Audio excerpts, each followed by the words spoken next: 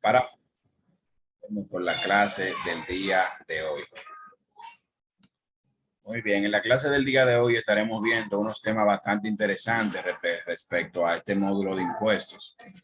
Y, por ejemplo, los temas que estaremos viendo será primero la estructura de los comprobantes fiscales y también estaremos viendo los diferentes casos de retenciones en cuanto a lo que tiene que ver con el ITEVIS y el impuesto sobre la renta en las diferentes formas en que suele acontecer.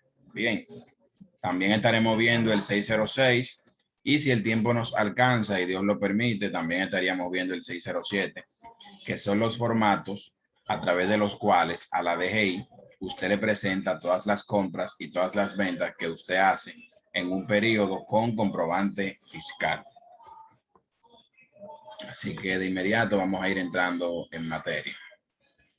Así es, estimado Rudy. Así que preparen sus preguntas, presten atención, comiencen a preguntar más que nunca para que se nutra lo más que se pueda, Dios mediante.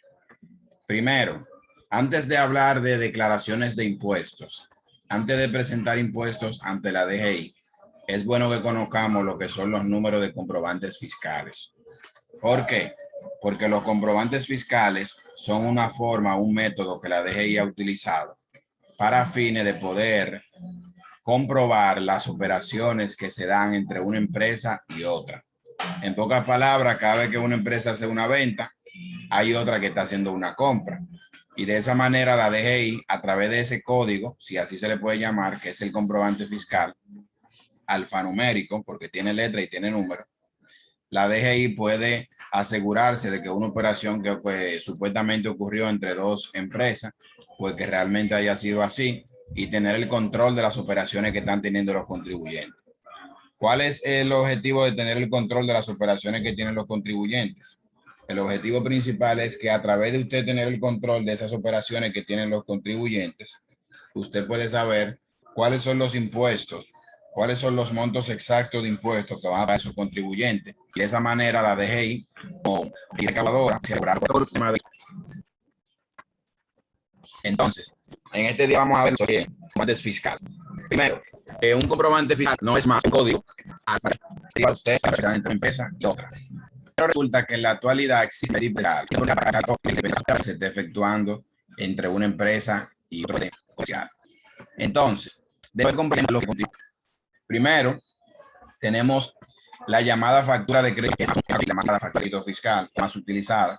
Captura se lleva desde una letra de un y este tipo de siguiente se inicia sin la letra B. Luego de la letra B va el código que indica el comprobante del cual se trata. Fíjense que ahí está la letra B y está un código que es 01. Los dos van de poder comprobante, como es una factura de crédito fiscal. El comprobante tiene 8 dígitos. Esos 8 dígitos es el comprobante 1. El comprobante de factura de crédito fiscal va a terminar en 1. Cuando usted vaya por 10, van a haber 6 ceros y un 10. Cuando vaya por 100, van a haber 5 ceros y un 100. Cuando vaya por 1000, van a haber 4 ceros y un 1000. Cuando vaya por 10,000, van a haber 3 ceros y 10,000. Y así sucesivamente. Es decir que después del código, el código que tiene 2 dígitos, que va después de la letra, los otros 8 dígitos son un secuencial para llevar un conteo. Es simplemente una cuenta. Bien, es simplemente contar.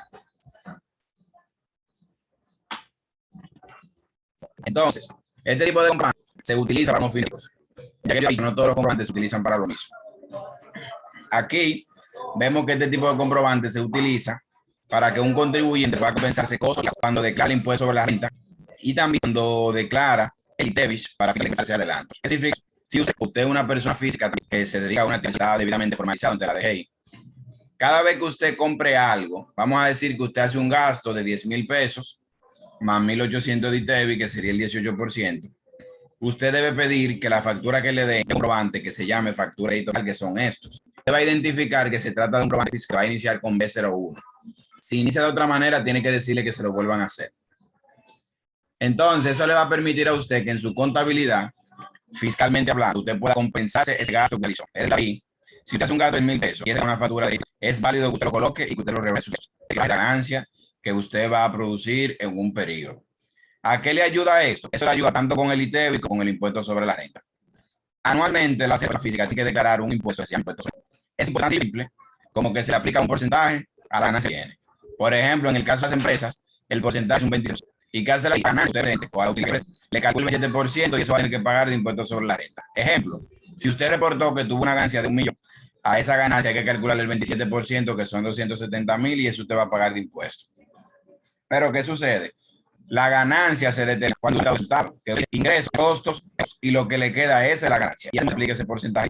Entonces, ¿qué sucede? Que todo lo que tenemos costos y todo lo que reporte como gasto, usted debe tenerlo sustentado en comprobante fiscal que apliquen, porque si no lo tiene comprobante para la DGI, ese gasto no vale. Con algunas excepciones de algunos gastos que no llevan, pero lo que sí lleva comprobante, si usted no lo tiene así, para la DGI no vale. Imagínese lo duro que fuera que usted genere, por ejemplo, 1.000.000 de pesos de ingresos y 700.000 de gasto, que su ganancia fueron, y que esos 700.000 no tengan comprobantes que lo debieron tener. Ante la DGI, aunque usted tenga una ganancia real de 300.000, para la DGI se gana 1.000.000 completo, 700.000 no tienen una factura fiscal que los avale. Entonces, lo que avala que un gasto sea correcto es el comprobante fiscal. También eso le sirve para usted adelantar el ITEVIS, porque como le dije la casada, el ITEVIS se paga tan sencillo como usted agarrar y decir, ITEVIS cobrado, ITEVIS pagado, a pagar. El ITEVIS supone 30.000 pesos y pague 25.000 pesos. La diferencia de los 30 menos los 25 es lo que usted va a pagar de ITEVIS. En pocas palabras, el ITEVIS, usted como empresa debe cobrarlo cada vez que hace una venta. Cada vez que usted vende un servicio, vende un producto, debe cobrarle ITEVIS. Pero cada vez que usted hace una compra, también compra. Entonces es usted el que le paga ITEVIS a la empresa que le paga. Entonces, usted tiene que tener en cuenta todo el ITEVIS que respeto del ITEVIS que paga, y la diferencia es el ITEVIS que pagar. De que el paga tiene que estar resultado en comprobantes fiscales. Si usted en una factura de ITEVIS tiene comprobante fiscal de crédito fiscal, usted no se lo puede compensar.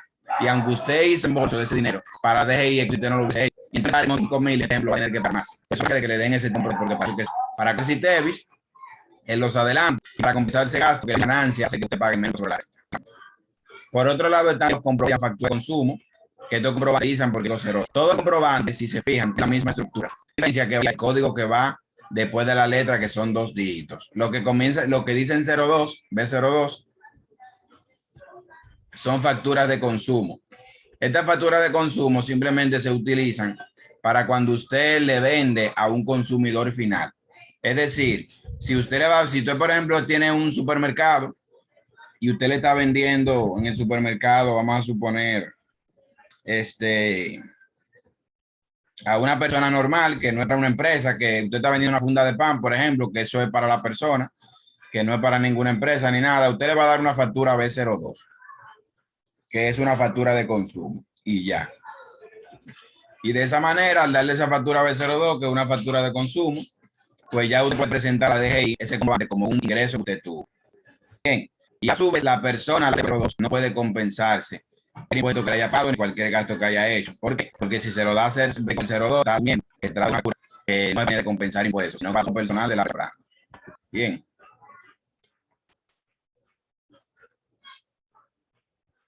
Rudy me lo dice y estos tienen que estar autorizados por la DGI. Así es, Rudy. Vamos a ver si mostramos cómo se hace la solicitud de los comprobantes más adelante. Bueno, hay personas, por ejemplo, que dicen, como me tocó el caso hoy de una persona que me estaba consultando, que tenía un cliente. Ella me decía, me estaba preguntando cuánto se le podía cobrar, pero el tema no es ese. El tema que quiero señalar es que ella decía que esa cliente tiene un negocio X y que ella solamente compra con comprobante fiscal. En pocas palabras, si ella se compra por 200.000 pesos, ya 200.000 pesos en cobra, pero en ventas con comprobante fiscal no tiene nada. Yo le expliqué que eso es un grave error, porque el hecho de que a usted no le digan, dame una factura con comprobante, no significa que usted no tenga que ponerle un comprobante a la parte que usted está haciendo. Lo que es pensar adelantar ITEVIS. Pero cuando una persona común y corriente que para su propio uso, que le está pidiendo una factura, que le está comprando algo, el deber suyo es hacerle una factura B02 para usted transparentar ese ingreso ante la DGI, porque si usted no lo hace, usted está ocultando un ingreso que usted está teniendo y eso es una falta.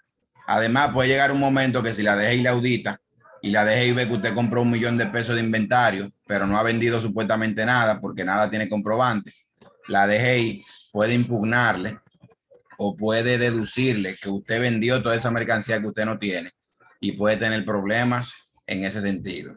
De manera que las empresas, todo lo que vendan, absolutamente todo, tiene que llevar un comprobante fiscal. Lo único que los comprobantes fiscales son diferentes. Si es para una empresa o persona física que quiere compensar costos y gastos e impuestos, pues entonces se le da un B01. Si es para una persona que es para su propio uso personal, lo que le está comprando a usted, usted le da un B02. Si es para el Estado, hay otro y así sucesivamente lo que iremos viendo. Pero siempre todos los ingresos que usted tenga tienen que estar transparentados en un comprobante fiscal. Hay quienes no lo hacen así para fines de evasión tributaria, pero es una práctica que está incorrecta. Por otro lado, tenemos la nota de débito y también la nota de crédito. Nota de débito y nota de crédito. La nota de débito comienza con B03 y la nota de crédito con B04. ¿Qué significa cada uno de estos tipos de comprobantes? Sencillo. La nota de débito se utiliza para cuando usted quiere agregar un cargo adicional, como por ejemplo un interés por mora, etcétera, etcétera. Le voy a poner un ejemplo. Imagínese que usted hace una venta a un cliente X y en la factura y en el contrato de lo que usted vendió, usted tiene estipulado, por ejemplo, usted tiene estipulado que si la persona le paga después de 5 días de recibir la factura, se le va a agregar un cargo de 300 pesos, por ejemplo. ¿Qué sucede en este sentido? Usted lo que debe hacer es que como le están agregando un cargo de 300 pesos, si usted tarda ese tiempo, y vamos a suponer que la factura eran de 10,000, la original, y usted dice que si paga después de 5 días, se le van a agregar 300 pesos de recargo. ¿Qué usted va a hacer ahí en ese caso? ¿Va a romper la factura de 10,000 pesos, anularla para hacer una nueva por 10,300? No. Usted la de 10,000 la deja tal cual y hace otra factura nueva, que en este caso la factura se va a llamar nota de débito. Y al llamarse nota de débito, cuando usted le coloque los 300 pesos, también usted va a tener que colocar en el registro, que eso lo vamos a ver cuando veamos los formatos de envío de datos. En el registro, usted tiene que señalar, y en la misma factura tiene que señalar a qué comprobante fiscal es que se le está aplicando esos 300 pesos de recargo. En este caso es al comprobante fiscal de la factura original de 10,000 pesos. Por eso, lo que son notas de débito, la factura con nota de débito tienen dos comprobantes fiscales siempre. Uno es el comprobante de la nota de crédito, que va a comenzar con B03 y por eso usted lo identifica. Y el otro es el comprobante fiscal de la factura original a la cual se le está aplicando ese recargo de esa nota de crédito, que en este ejemplo pusimos 300 pesos. Bien, entonces cada vez que a una factura se le va a añadir un cargo extra, pues hacemos una nota de débito con el monto del cargo correspondiente y también dentro de la nota señalamos el comprobante fiscal de la factura original a la cual se le está haciendo esa añadidura. Por otro lado, la nota de crédito es todo lo contrario. Nota de crédito, primero, inicia con la secuencia B04. Inicia con B04. La nota de crédito se utiliza para fines de usted reflejar cualquier tipo de descuento o rebaja en una factura de una venta que usted haya realizado. Ese descuento o rebaja puede ser producto de que le devuelvan una mercancía que usted había vendido, puede ser producto de que una mercancía esté defectuosa y cosas así por el estilo, después de que ya la venta se ha realizado. Voy a poner un breve ejemplo. Imagínese que yo le vendo a usted 10 computadoras por 10,000 pesos cada una. Somos una empresa, 10,000 pesos son 100,000 pesos más el ITER. ¿Qué sucede en el caso? Resulta que de esas 10 computadoras hubo una que le dañó, o mejor dicho, que no funcionaba. Y que yo trae de garantía, resulta que la computadora no servía y tenía algo malo fábrica. Pues usted me la lleva a la empresa y yo voy a tener que hacer un registro de una devolución de la mercancía. Como esa mercancía valía 10,000 pesos, más el ITER 10,000, 1,800 pesos, pues yo ahora, en vez de yo coger la factura original, donde yo le vendiera 10 computadoras por 100,000, romperla o andarla, yo la original la dejo tal cual y hago otra nueva factura, que se va a llamar nota de crédito. y va a iniciar con el código B0. Cuando yo haga esa nueva factura llamada nota de crédito que inicie con 04, lo que va a suceder en este sentido es lo siguiente, que en esa factura yo la voy a hacer por un monto de 10,000 pesos, más el interés de 100 pesos, y el 04, y también voy a colocar el comprobante fiscal modificado, que es el comprobante de la factura original de los 100,000, para que en esa factura se sepa basado en qué factura original fue que se hizo ese descuento o esa rebaja producto de una devolución. Así de sencillo y de fácil. Entonces, en resumen, la nota de crédito es para añadir un cargo extra a una factura que se hizo previamente. Y la nota de crédito es para añadir un descuento, una rebaja a una factura que se hizo previamente. Tampoco confundamos esto.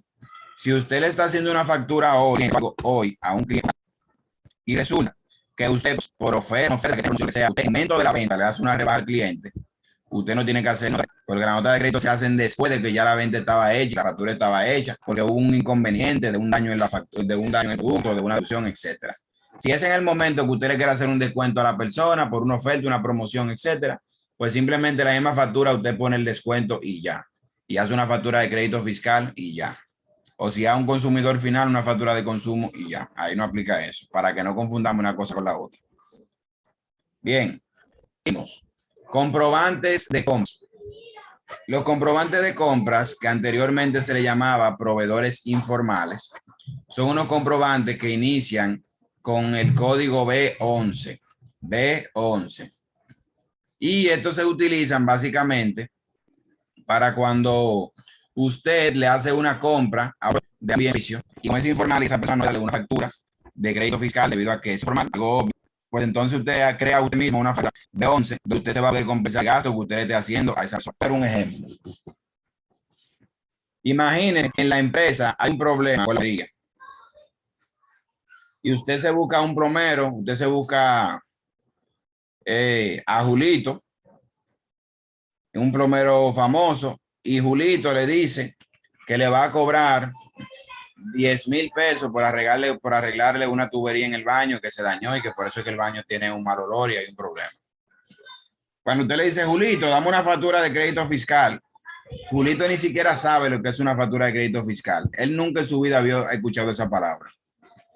Entonces, ¿qué va a hacer usted ahí? Porque usted tiene el dilema y te dice, wow, pero yo estoy haciendo un gasto de 10,000 pesos, pero no tengo cómo demostrarle a la DGI que estoy haciendo el gasto de 10,000 pesos porque esa persona no me puede dar una factura de crédito fiscal, que es lo que la DGI exige. Entonces, la DGI para eso creó este tipo de comprobante B11. Esos comprobantes son unos de mis gastos que sería la copia, este mismo que la hizo gasto para lo del comprobante fiscal. Así que todavía no vamos a entrar. Pero que sepamos que los comprobantes de para otro tipo de comprobante, a diferencia de los demás, la estructura de este comprobante tiene sus los demás. Entonces, para que entiendan fácil, el comprobante mayormente utiliza un alto de ventas diariamente, pero tiene que ser de ventas.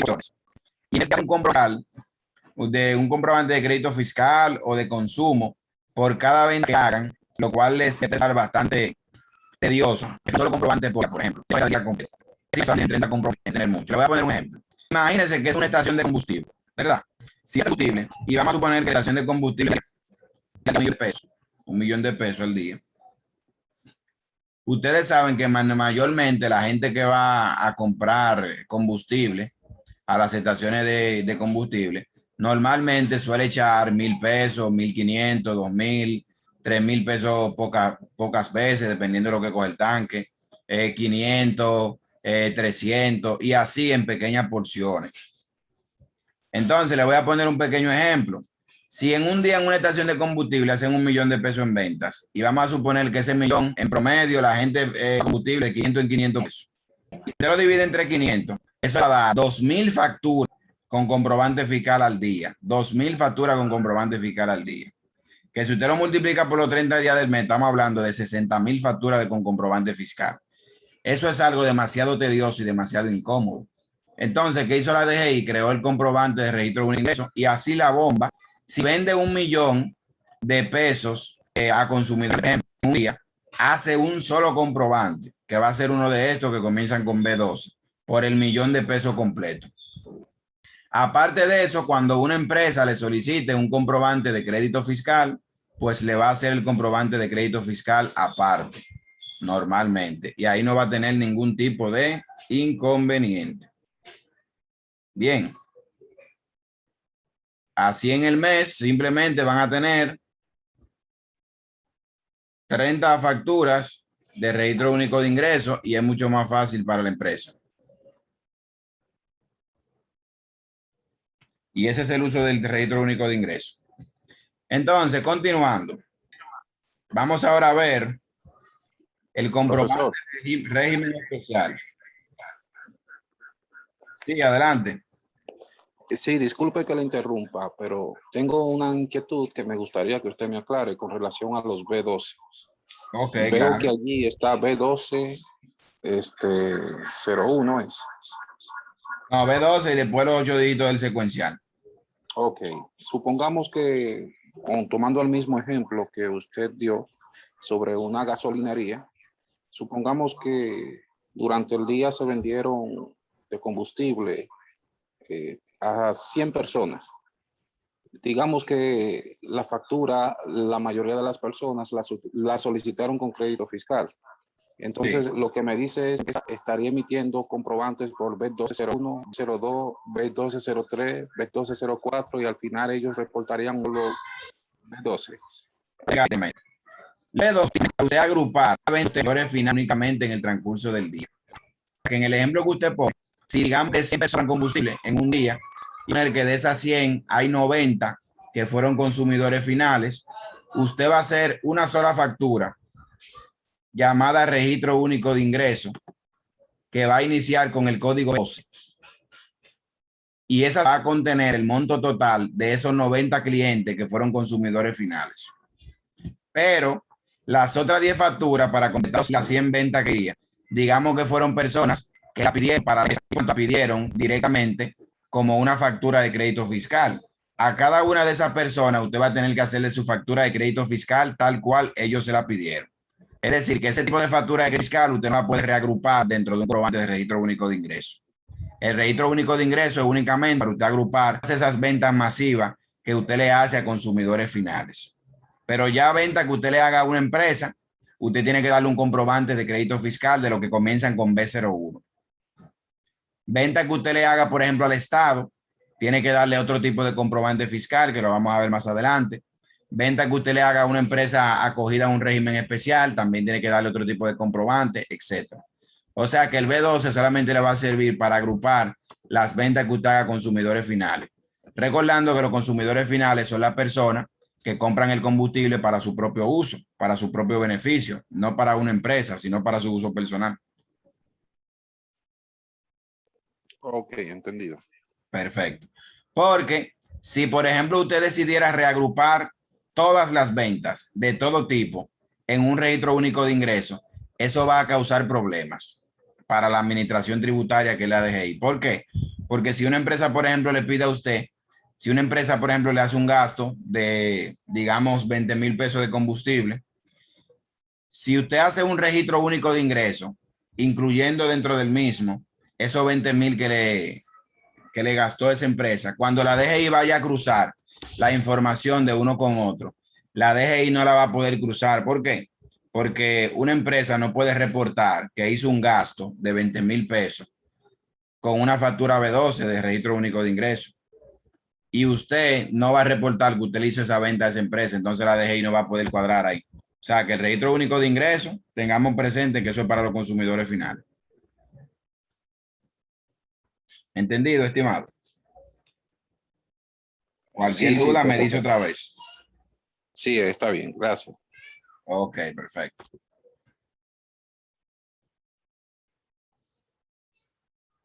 La estimada Yamilex dice que su internet está teniendo problemas, pero en forma como de pregunta, entiendo. Si me están escuchando mal, me lo pueden indicar. Si no, continuamos, porque si me están escuchando mal, entonces mi problema es mi internet que tiene problemas. Si no, el estimado. Bien, vamos entonces a continuar. Ahora vamos a ver el comprobante de gastos menores. Este es un comprobante bastante famoso y que genera muchas dudas y mucha controversia entre muchas personas. Tal cual el comprobante de gasto menor, primero, tal cual su nombre sugiere, es un comprobante que se utiliza, se utiliza para fines de nosotros reportar gastos que sean menores. Asimismo, gastos pequeños, gastos que son básicamente informales, pero que son muy pequeños. Profe, una pregunta. Sí, adelante. Al mes, ¿cuántos gastos menores yo puedo reportar, o sea, utilizar al mes? Para allá vamos. Ah, está bien, gracias. Un momentico, sí. Bien, los gastos menores básicamente son para eso mismo, para reportar gastos pequeños que la empresa hace y que no tienen comprobante fiscal. La estructura que tiene este comprobante es B13, es decir, que todo comprobante que usted vea que inicia con B13 es un comprobante de gasto menor. Como dice aquí, se entenderá como gasto menor aquello comprobante emitido por la persona física o jurídica para sustentar pago en adelante realizado por su personal, se han efectuado en territorio dominicano, en el extranjero, y en ocasión a las actividades relacionadas al trabajo, como consumibles, pasajes, transporte público, tarifas de estacionamiento y peajes. Miren, un ejemplo de un gasto menor es, por ejemplo, que la empresa compra un botellón de agua en el colmado. En el colmado, quizás, como la mayoría de colmados no están formalizados, no le van a dar una factura de crédito fiscal. Y como se trata de una compra pequeña, como de 100 pesos, 80 pesos por ahí, eso usted lo va a registrar como un gasto menor. También si usted en el colmado manda a comprar café, vamos a decir para la oficina, usted compra 100 pesos de café, 200 pesos, 150, azúcar, eso también lo pone como gasto menor.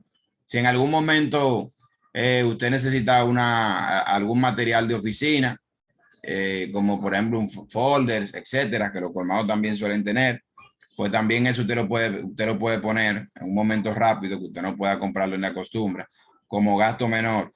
Si es un pasaje para alguna diligencia que se va a hacer, también lo pone como gasto menor y así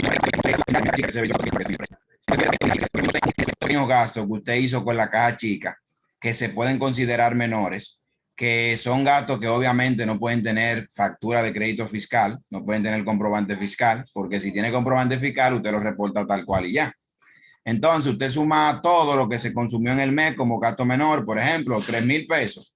Usted lo suma todo y por esos 3,000 del mes completo, usted hace una factura de gasto menor. Usted hace una sola factura de gasto menor. Es una factura que usted se la va a hacer a usted mismo. Y una factura normal. La factura usted le va a poner gasto menor. El comprobante va a iniciar con B13 y va a poner el monto. Si fueron 3,000 pesos, pone 3,000.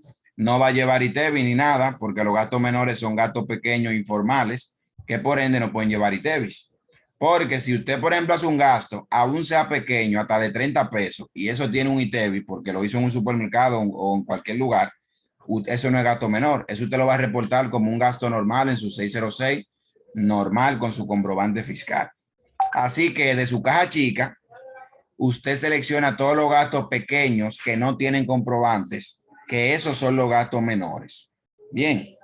Y cualquier otro gasto que usted tenga, pequeño, mediano, como sea, si tiene un comprobante, no es gasto menor. Así que no lo mezcle con eso. Simplemente repórtelo tal cual.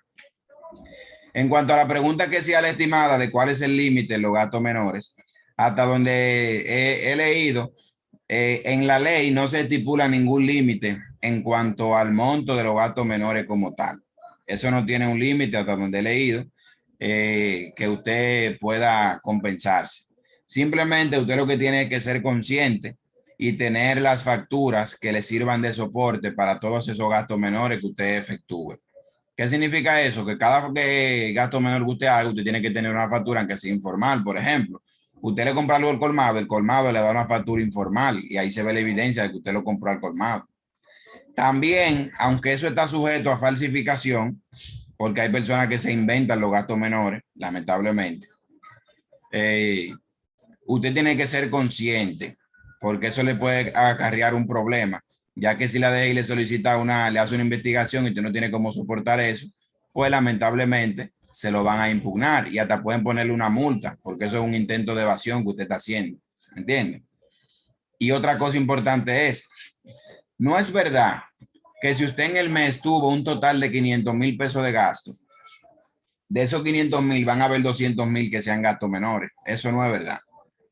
Eso es un escenario demasiado difícil. O sea, que el día que usted haga una práctica como esa, donde se vea que una gran cantidad de todos los gastos que usted tiene son supuestamente menores, eso le puede llamar la atención a la DGI y automáticamente generarle problemas.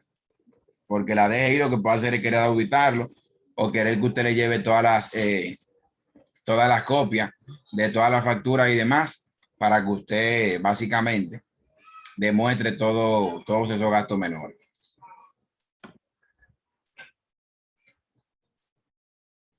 Los peajes también, así mismo es, estimado Rudy.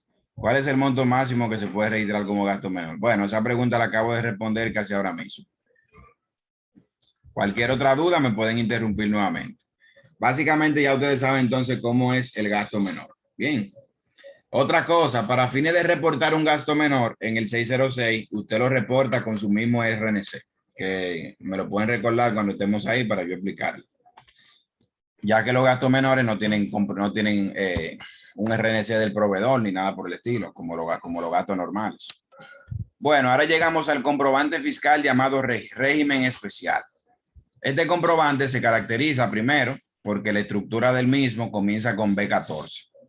Aparte de eso, el régimen especial se refiere, miren, hay diferentes regímenes tributarios en el país. Por un lado está el régimen ordinario, que es el régimen normal, que es donde están todas las empresas normales, como por ejemplo la SRL, etcétera, que tributan igual, normal. Por otro lado está el régimen simplificado de tributación, que ese régimen es una forma de tributar o de pagar y declarar impuestos con ciertos beneficios, con ciertas particularidades, para fines de que las empresas puedan declarar correctamente, de darle algunos beneficios a ciertos entes comerciales para la declaración de sus impuestos, pero con ciertas limitantes que ahora mismo no vamos a entrar en detalle. Y por otro lado está el régimen especial, que el régimen especial está compuesto por algunas empresas que tienen ciertos beneficios, ciertos incentivos fiscalmente hablando. Ciertos beneficios e incentivos fiscalmente hablando. Ejemplo, dentro del régimen especial están las zonas francas. ¿Por qué? Porque las zonas francas tienen, por ejemplo, un carnet que el Estado les da que les permite no pagar ITEVI cuando estén comprando. O sea que si una zona franca usted lo contrata y usted le va a dar un servicio, una asesoría, vamos a suponer, o le va a hacer una auditoría también, y usted le va a cobrar, digamos, 200,000 pesos, más el ITEVI de esos 200,000, pues mediante ese carnet de exención, la ley le permite no pagarle ese ITEVI. O sea que esa factura usted se la hace solamente por 200 y no le cobra ITEVI. Aunque ese servicio lo lleve, por el tema de que se trata de una zona franca, que es una empresa que está acogida al régimen especial. Dentro del régimen especial también pueden haber otro tipo de empresas, como por ejemplo las organizaciones sin fines de lucro. Pueden haber incluso universidades, centros educativos que tengan ese régimen, etcétera. Y de esa manera, pues gozan de ese tipo de incentivos. Entonces, esa factura de régimen especial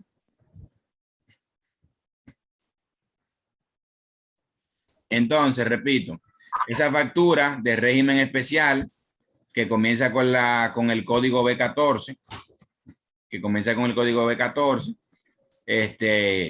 se utiliza para cuando nosotros le facturemos a una empresa del régimen especial como la zona franca, que es el ejemplo más común que yo pongo. O sea que si usted, ya váyanse fijando, cuando usted le vende a una empresa normal, del régimen normal, usted tiene que darle una factura B01, que son de crédito fiscal.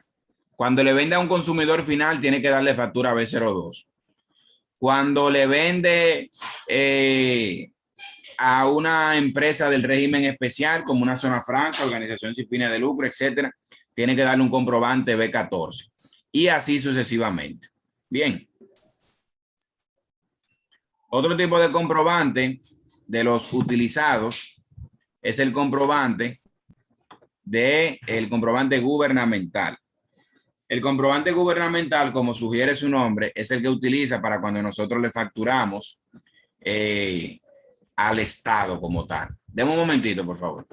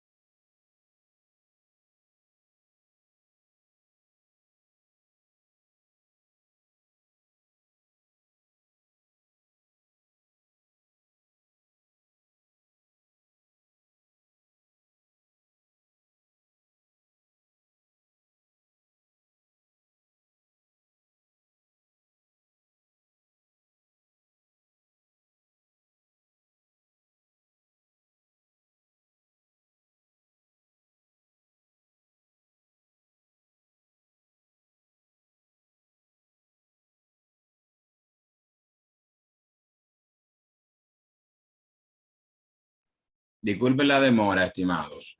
Vamos a continuar. Me quedaba por la parte del comprobante gubernamental. El comprobante gubernamental es un comprobante que se utiliza, como el nombre lo sugiere, para fines de reportar todas las ventas o transparentar todas las ventas que le hacemos al Estado. Si usted como empresa o como persona física le vende al Estado Dominicano, el deber suyo es reportar con un comprobante gubernamental esas ventas que usted le está haciendo al Estado Dominicano. Bien. Entonces, es tan sencillo como eso. Eso no tiene más nada que agregar. Bueno, podemos agregar que en cuanto a ese tipo de comprobante, cuando usted le vende al Estado, el Estado le hace una retención a usted de un 5% del total del monto facturado de impuestos sobre la renta. Pero ya ese otro tema que lo veremos más adelante. Lo importante es que usted sepa que cada vez que le vende al Estado, tiene que darle un comprobante gubernamental. Ejemplo, si usted le vende, digamos, al Ministerio de Educación, usted sabe que eso pertenece al Estado. Entonces tiene que darle un comprobante gubernamental. Si le vende a la Fuerza Armada, le tiene que darle un comprobante gubernamental. Si le vende al INVI, INAIPI, cosas así, con comprobante gubernamental. Y así sucesivamente. Entonces, por otro lado, comprobante de exportaciones. El comprobante de exportaciones también se utiliza simple y llanamente, identificado con el código que inicia con B16, para usted reportar todas las ventas que usted haga por exportaciones al exterior. Bien, todo lo que usted exporte al exterior, pues usted lo va a transparentar mediante el B16. ¿Para qué sirve eso? Lo primero que ustedes tienen que saber es que las exportaciones tienen tasa cero, o sea que no llevan ITEVI, no llevan impuestos. Por ende, quien venda mercancía a otro país, simplemente para poder transparentar que está haciendo esas ventas, la factura tiene que tener un comprobante que va a iniciar con B16. Y esa es la manera de usted transparentar a la DGI que está haciendo esa venta.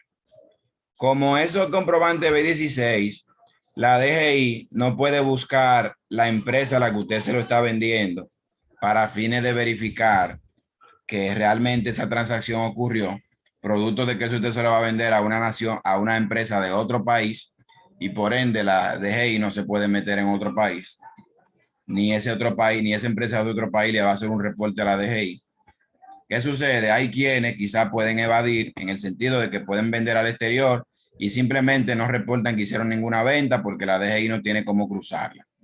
Pero aunque la DGI no tenga cómo cruzarla a nivel de comprobantes, en una auditoría todo se cruza, y en una auditoría puede salir que usted está haciendo venta y eso se puede amarrar a través de los ingresos que usted tenga, a través de los movimientos de su cuenta y todo lo demás.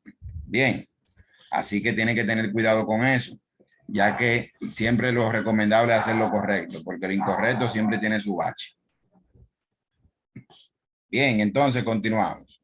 Luego tenemos aquí el punto de pagos al exterior. Pagos al exterior. El comprobante de pago al exterior es un comprobante que comienza con B17 y este se utiliza para cuando usted pague servicios a personas que se encuentran en otro país. Y el deber suyo cuando emita un comprobante de estos es hacer una retención del 27%, que es la tasa de impuestos sobre la renta actualmente. Le voy a poner un ejemplo. Imagínese que yo contrato un asesor que está en Estados Unidos y de manera virtual, o puede hasta venir aquí al país. Él me va a dar una asesoría que va a ser por un monto de $10,000. ¿Qué hago yo? Como yo le voy a hacer un pago a él, o mejor dicho, a la empresa de él, que es una empresa constituida legalmente en Estados Unidos y que pertenece a Estados Unidos, ¿qué va a suceder? Bueno, va a suceder tan sencillo que para yo poder compensarme y que me admitan ese gasto de esos $10,000 en pesos dominicanos convertidos al exterior, yo tengo que hacerle una retención a esa persona del 27%. ¿Por qué? Porque ese dinero que yo estoy pagando es un dinero de fuente dominicana que va a parar a otro país. Y como es un dinero que está saliendo del país, tiene que tributar. Es como que la DGI no quiere que del país salga dinero sin que ese dinero pague un impuesto. Y por esa razón, a eso vamos a suponer que la tasa esté a 50, serían 500,000 pesos. Esos 500,000 pesos usted tiene que hacerle su retención del 27% de impuestos sobre la renta y pagarlo a la DGI como tal. Y también en un formato que es el 609, que es el formato de pagos al exterior, tiene que reportar ese pago que hizo. Si usted no hace eso y la DGI le audita y le verifica, ese gasto que usted hizo, la DGI se lo tumba. Y es como que usted no hubiese hecho ese gasto, aunque sabe que lo gastó. No le sirve fiscalmente hablando. Bien, así de sencillo y fácil. Cabe destacar que obviamente ese tipo de gastos que usted efectúa, usted no lo va a reportar en el 606, que es donde se reportan las compras y gastos comunes con comprobante fiscal, ya que eso tiene un formato aparte. Son pequeñas excepciones que hay a la regla. Bien, en otro orden, aunque aquí no abundamos al respecto, debido a que no es muy común, también existen unos comprobantes fiscales que son los comprobantes fiscales electrónicos. Estos comprobantes tienen una similitud con esto que acabamos de ver, y es que simplemente se diferencian, entre otras cosas, en que estos comprobantes inician con la letra E en vez de con la letra B. Y luego de eso tienen otro código diferente. Por ejemplo, en el caso de la factura de crédito fiscal, los que son electrónicos en vez de ser B01 son E31. Y así sucesivamente van cambiando los demás.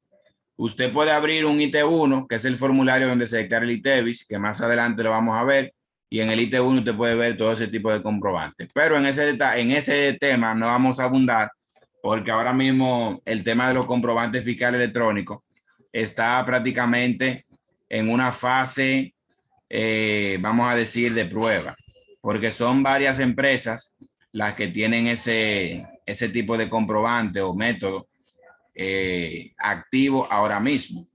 Por lo que se entiende que la DGI permitió que 2 o 3 empresas lo utilizaran para que eso sirva como de ejemplo, como de práctica, como de ver cómo todo se va desenvolviendo y cómo todo se va dando. Pero la inmensa, muy inmensa mayoría de empresas no utiliza eso. Si a usted le dan una factura, como por ejemplo la Declaro, que la Declaro me ha llegado con comprobante electrónico, usted reporte ese comprobante electrónico como está ahí, tal cual, y simplemente se compensa su gasto y ya, simplemente lo reporta y ya. Entonces, una vez llegado a este punto, ahora vamos a entrar a otro tema muy, pero muy interesante.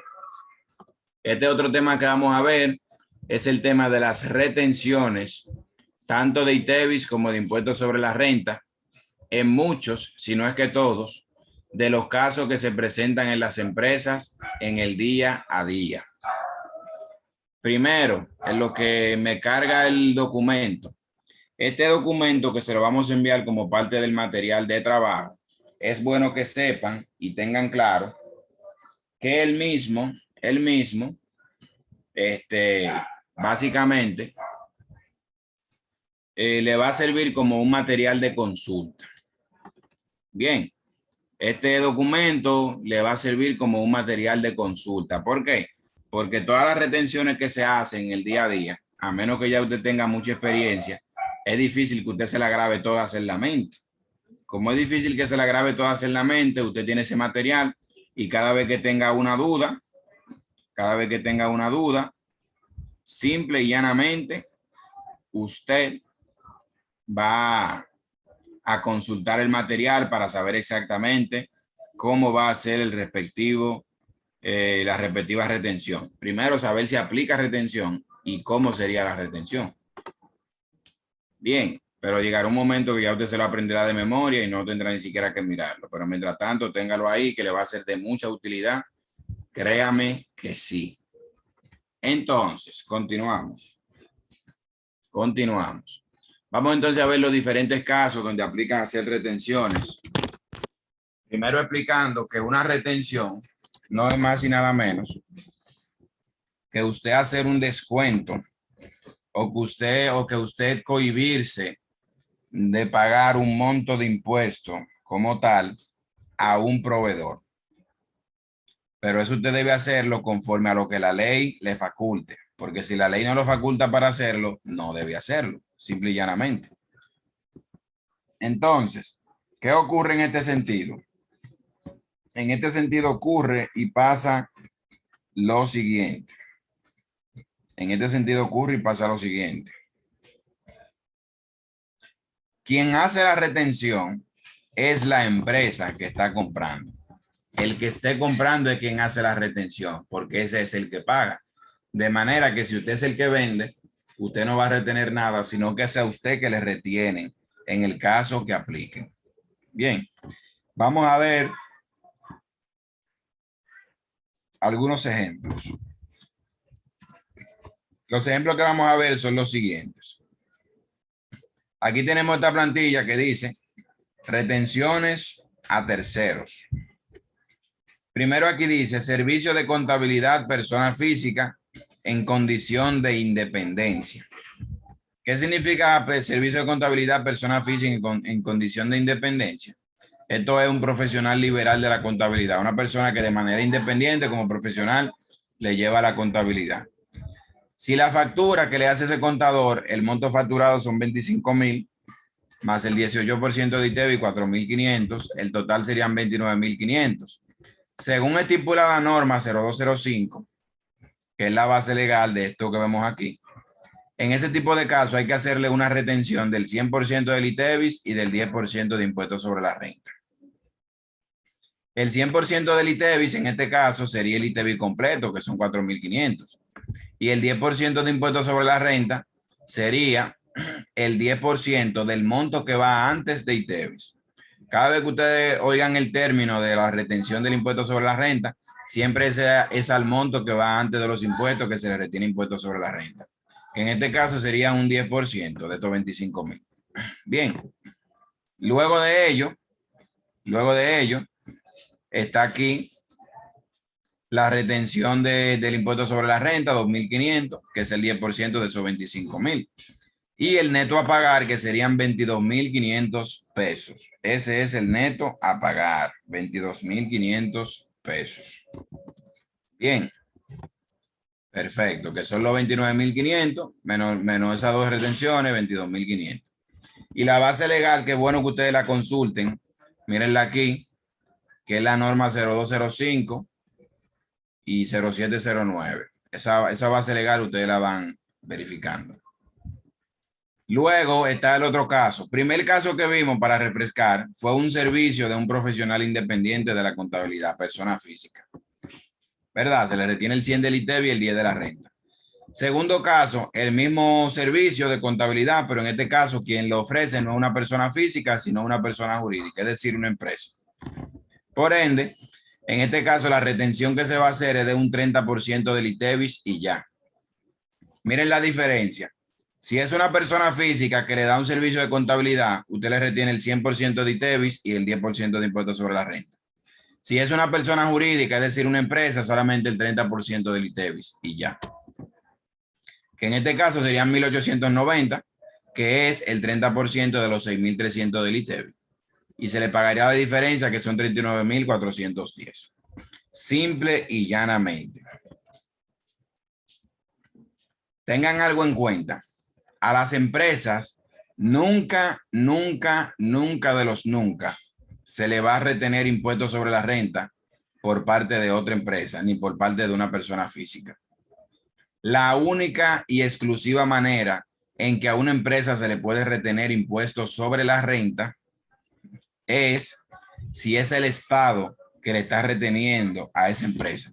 Solamente el Estado tiene facultad de retener impuestos sobre la renta a una empresa y es un 5% que retiene.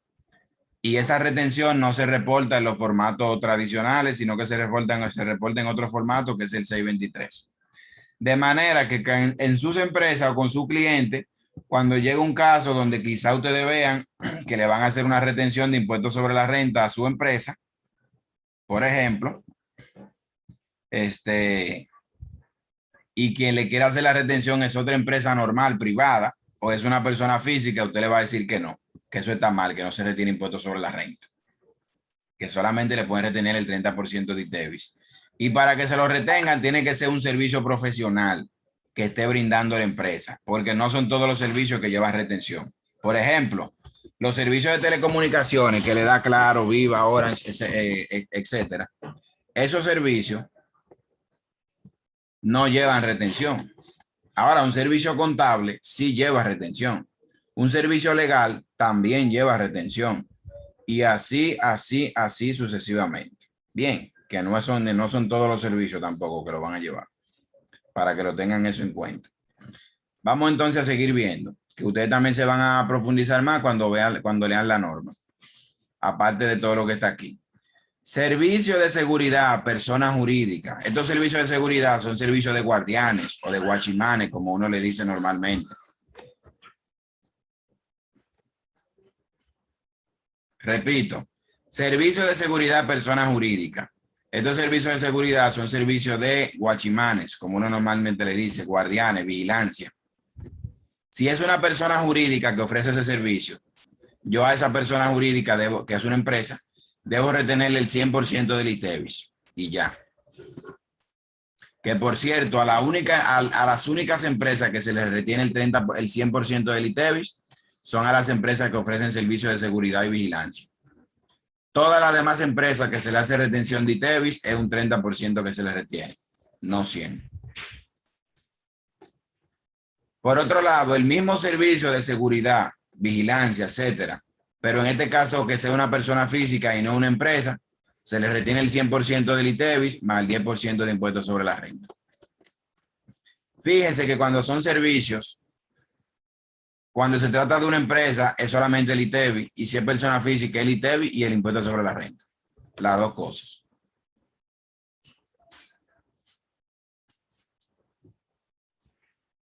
¿Me escucha mejor ahora?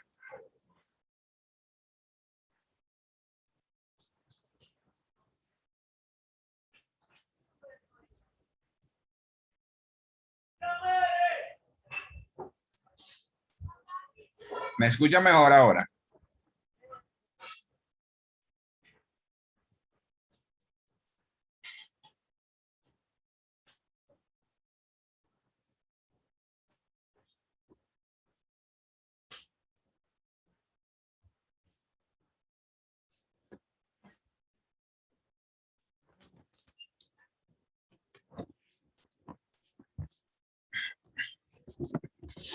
¿Me escucha mejor ahora?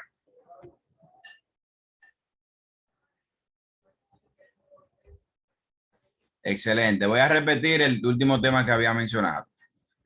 Le decía, servicio de seguridad persona jurídica. Mírenlo aquí, servicio de seguridad persona jurídica. Esto es un servicio, cuando dice servicio de seguridad se refiere a servicios de vigilancia, como los guachimanes, por ejemplo, guardianes, etcétera.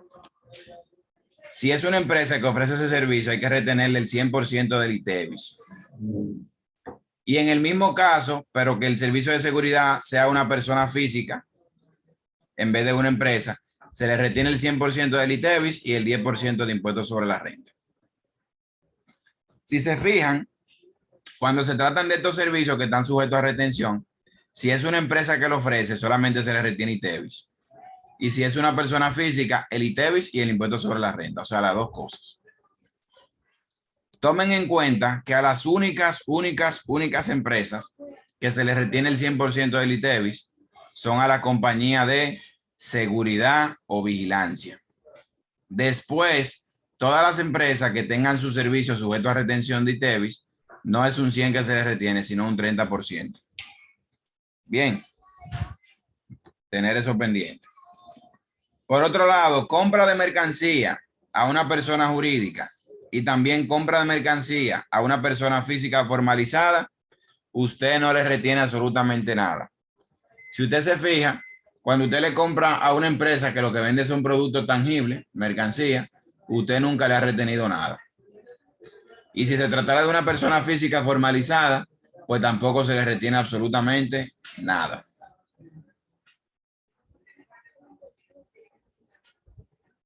Por otro lado, si estamos comprando mercancía a una persona física que esté acogida al régimen simplificado de tributación, que es un régimen que le estaba explicando anteriormente, que ahora no vamos a entrar en detalle, hay que retenerle el 100% del ITEVIS. Y si resulta que es un servicio que nos está brindando esa persona física acogida al RCT, pues le retenemos el 100% del ITEVIS y el 10% de impuestos sobre la renta. Esas personas físicas que están acogidas al régimen simplificado de tributación tienen y deben, oiga bien, esas personas físicas que están acogidas a ese régimen simplificado de tributación tienen que transparentar en su factura que están acogidas al RCT. Todas las personas físicas que estén acogidas a eso, en su factura arriba debe decir acogida al RST, debe decirlo. Entonces, si esa persona física le vende mercancía, es decir, bienes tangibles, el 100 del ITEVIS usted le retiene. Si vende servicio, el 100 del ITEVIS y el 10 de la renta.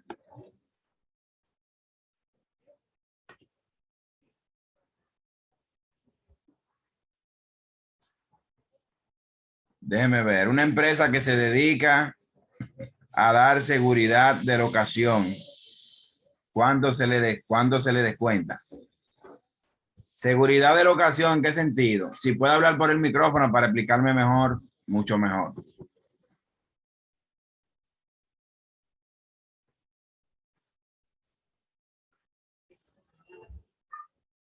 O sea, GPS, usted se refiere de lo que dan el servicio de GPS para ubicar dónde están los vehículos.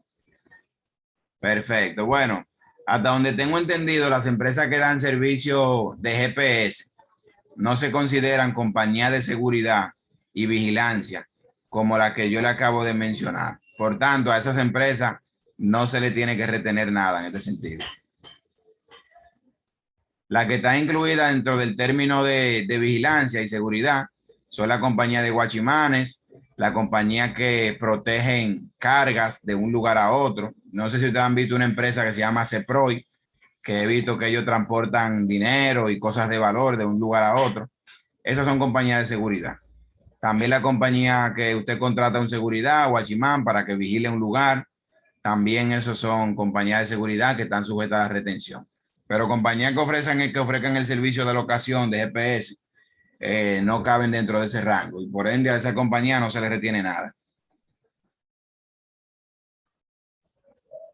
Bien.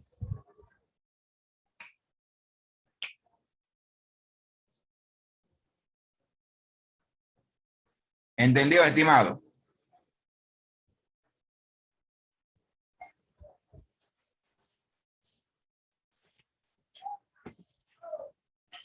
Bueno, cualquier otra cosa, si tiene duda, me puede indicar. Con gusto le aclaro nuevamente.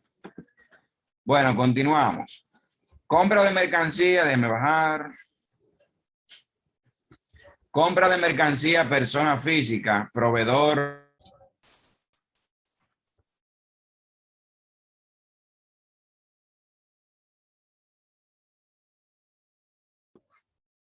Disculpen, estimado, veo que el internet me sacó.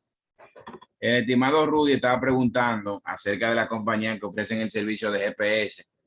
No sé si llegó a escucharme, pero le indicaba que esta compañía no encajan dentro del grupo que mencioné, que son compañías de seguridad. Por lo cual, a esa compañía no hay que hacerle ningún tipo de retención. Ya que las que aplican para esas retenciones son las que ofrecen seguridad, como los guachimanes, las que, o sea, que hacen vigilancia de lugares, de locales, de centros, plazas, etcétera, casas. También los guardianes que transportan valores, por ejemplo, que transportan dinero de un lugar a otro. Todo eso es la seguridad a la que se refiere esa norma. Pero ya la seguridad de lo que es un GPS, un servicio de ubicación entre los vehículos, eso no encaja en ese grupo. Por ende, no están sujetos a retención. Bien.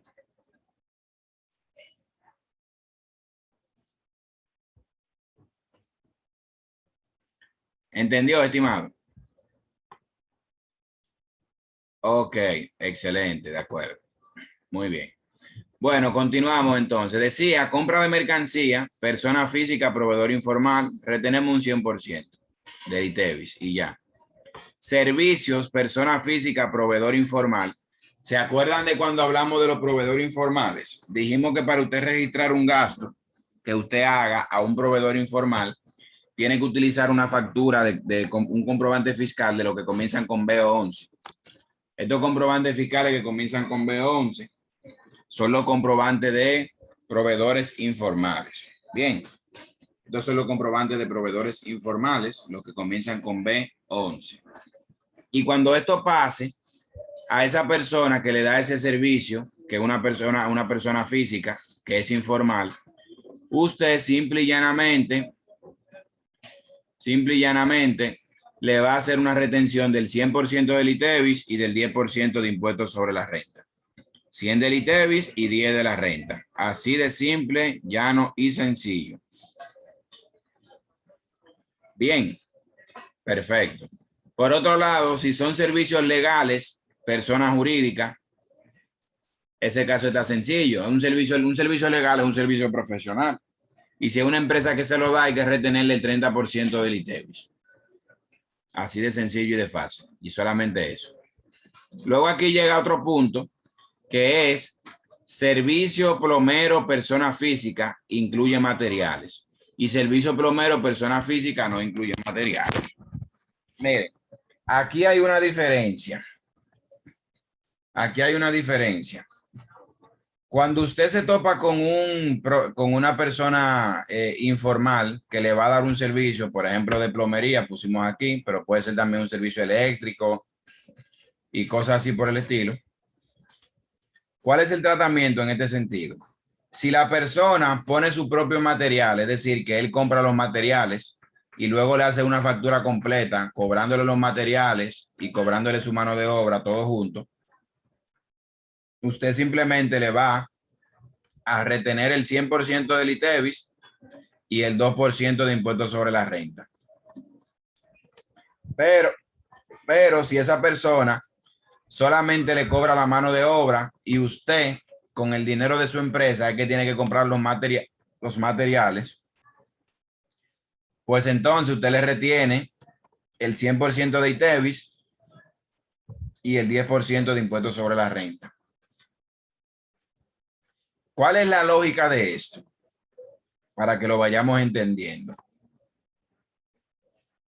Cabe resaltar que aunque yo no le explique la lógica de esto, usted simplemente se ciñe a eso que yo le acabo de indicar y ya usted va a hacer un trabajo bien y no va a cometer errores. Pero, como yo siempre digo, el profesional tiene que entender la cosa, profundizarla y además usted no sabe si un día un cliente le pregunta el porqué de eso y mientras más usted sepa explicarle, aunque no sea así quizás 100% necesario para hacer un registro, etcétera, pues mejor todavía.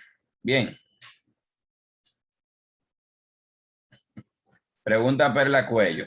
¿Qué pasa, maestro, si ese plomero está formalizado? Bueno, Perla, excelente pregunta. Si el plomero está formalizado, simplemente deberá emitirle una factura de crédito fiscal. Y esa factura de crédito fiscal que le emita, simplemente usted la va a registrar normal como un gasto en el formato correspondiente.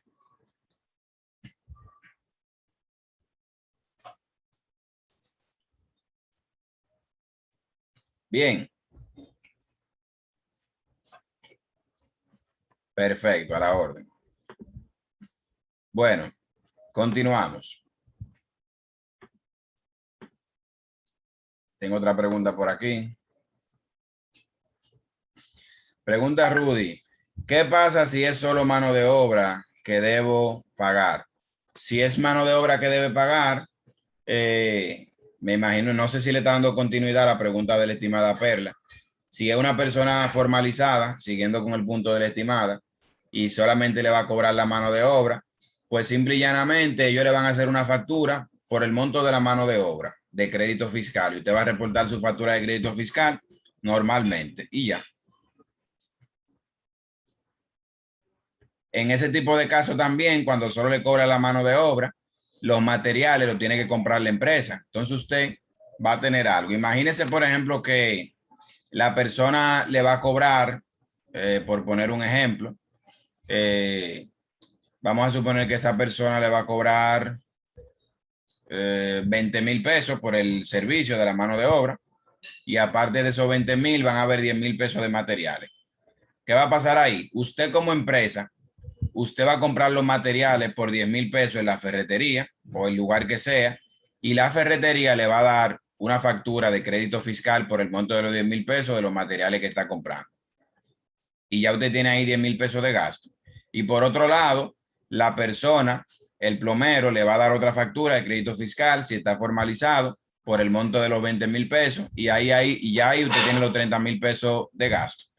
Si resulta que el plomero está informal, es decir, no se ha formalizado, de igual forma usted los 10,000 pesos de material y tiene que comprarlo con su RNC y le van a dar factura de crédito fiscal en la ferretería por 10,000 pesos.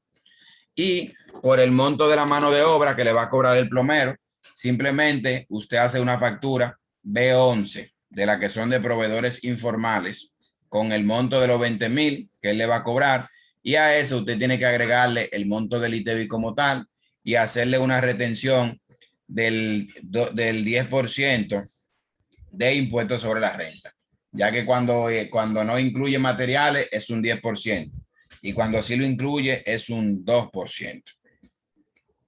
¿Entendió?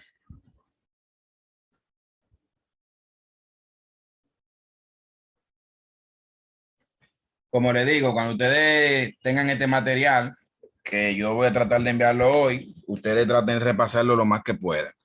También les recuerdo que hay muchas cosas que ustedes no se las van a aprender de una vez, tienen que repasar lo más que pueda, por eso siempre les motivo. Y ahora les voy a explicar cuál es la lógica.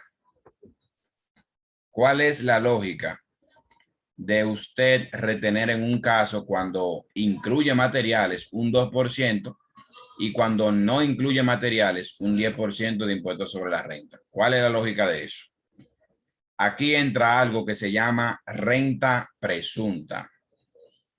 Repito, aquí entra algo que se llama la renta presunta. Perdón.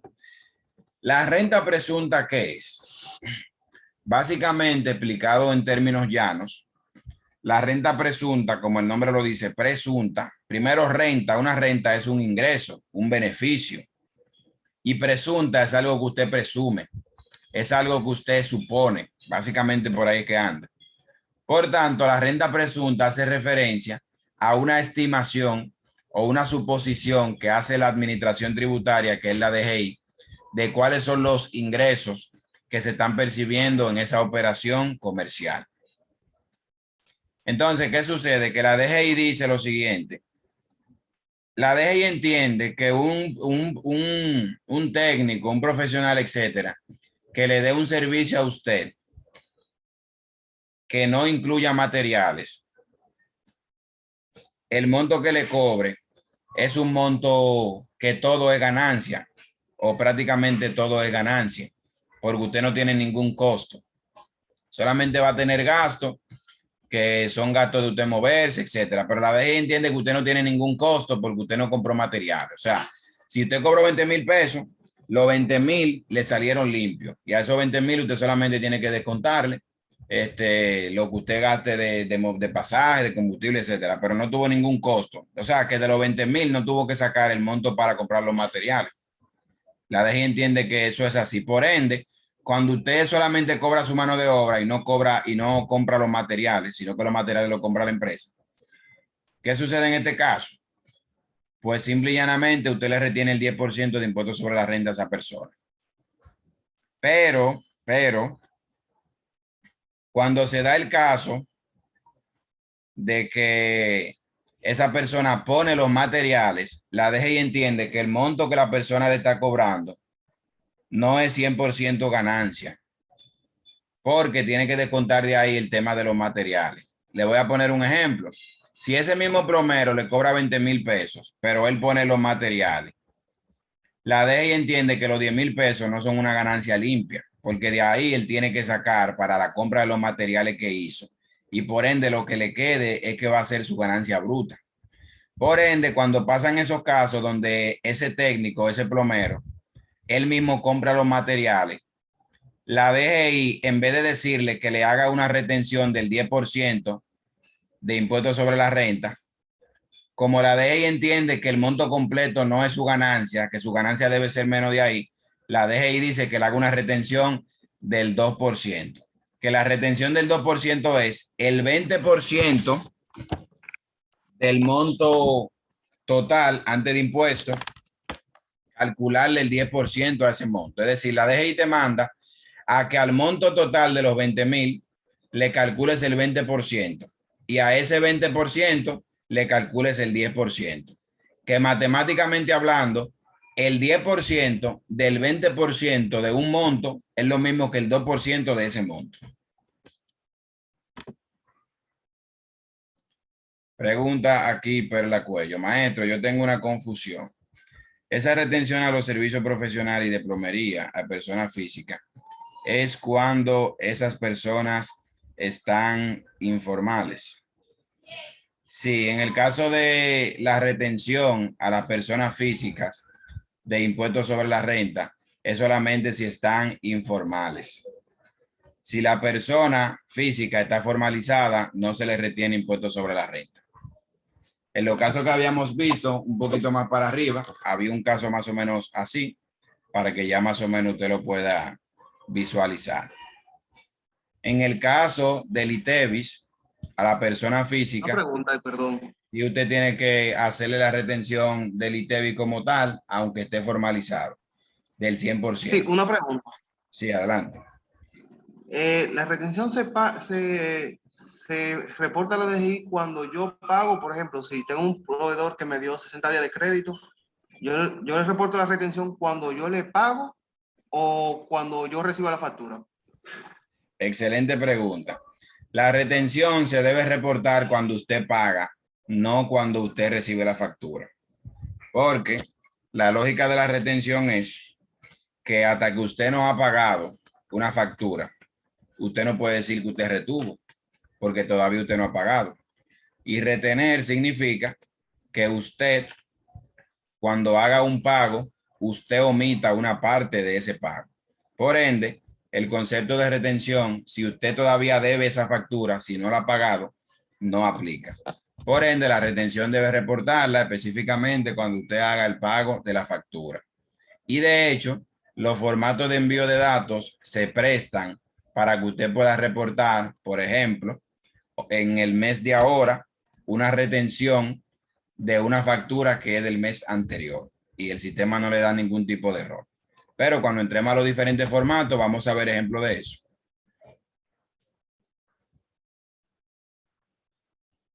¿Entendió? Sí, gracias. Excelente, muy bien. Bueno, en cuanto a lo de Perla, ya se lo había, le había explicado. Para que tengan en cuenta, si una persona física le da un servicio profesional, un servicio, por ejemplo, de plomería, y esta persona física, digamos que está formalizada, pues entonces, en el servicio de plomería, aplica como yo le había indicado a la estimada. Déjenme terminar este pequeñito tema aquí para que no se me confundan, porque aquí esto es bastante complejo y después seguimos con las demás preguntas. Seguía. El tema de por qué le retenemos un 2% a las personas físicas informales que nos dan un servicio de plomería cuando ellos son los que ponen los materiales, es porque la DGI entiende que si le están cobrando, por ejemplo, 20,000 pesos o 10,000 pesos, pero la persona puso los materiales, los 10,000 no son limpios. Entonces la DGI no desea que usted le retenga el 10% de impuestos sobre la renta de los 10,000, porque sabe que los 10,000 no son limpios, sino que la DGI le manda a que a esos 10,000 usted le calcule el 20% de la renta presunta, que es como que la DGI asuma que de esos 10,000 solamente hay 20% de ganancia y por ende a ese 20% usted le va a aplicar el 10% de la retención, que viene siendo lo mismo que si usted aplicara directamente el 2% al monto total. Y le voy a poner un ejemplo. Piense lo siguiente. Piense lo siguiente. Aquí dice monto 10,000. A esos 10,000, si usted le aplica directamente el 2%, como lo dice el ejemplo que vimos de impuestos sobre la renta, pues simple y llanamente usted va a decir 200 pesos. Es el 2% de 10,000. Pero si a esos 10,000, poniéndolo más detalladamente, usted le saque el 20% de la renta presunta, le va a dar 2,000. Y a ese 20% de la renta presunta le saca el 10%, pues le va a dar 200. O sea que tanto de una forma como de la otra, como quiera le da los 200 pesos. Pero eso yo le expliqué para que ustedes más o menos entiendan la lógica de por qué en un caso se retiene el 10 y por qué en el otro caso se retiene el 2. Para fines de los formatos donde se reportan estas retenciones, lo dice claramente, dice la que son un 2 y la que son un 10. O sea que ahí no va a haber confusión. Cuando lleguemos a ese punto, yo se lo voy a recordar lo mismo que le acabo de indicar ahora mismo. Bien. Bueno, siguiendo, aquí tenemos entonces servicio de diseño arquitectónico por persona jurídica. Un servicio de diseño arquitectónico por una persona jurídica, en este caso, le aplica lo que es una retención del 30% de ITEVIS y no de impuestos sobre la renta. ¿Por qué? Primero, ese es un servicio profesional y encima de que es un servicio profesional, es un servicio que lo está ofreciendo una empresa.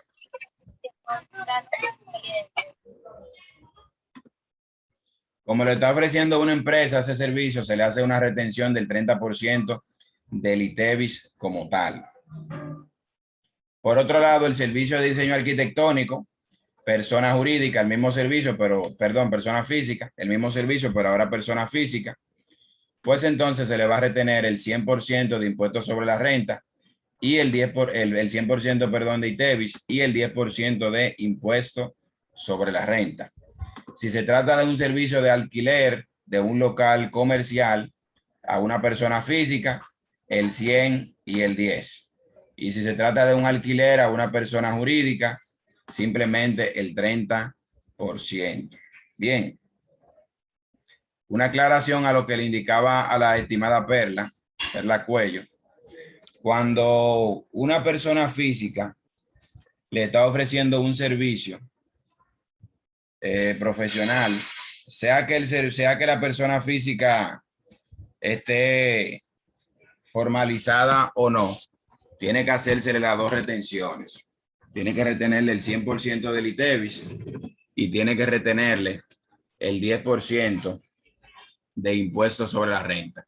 Y si se trata de un servicio que incluye materiales, el 10% de la renta lo cambia por un 2%.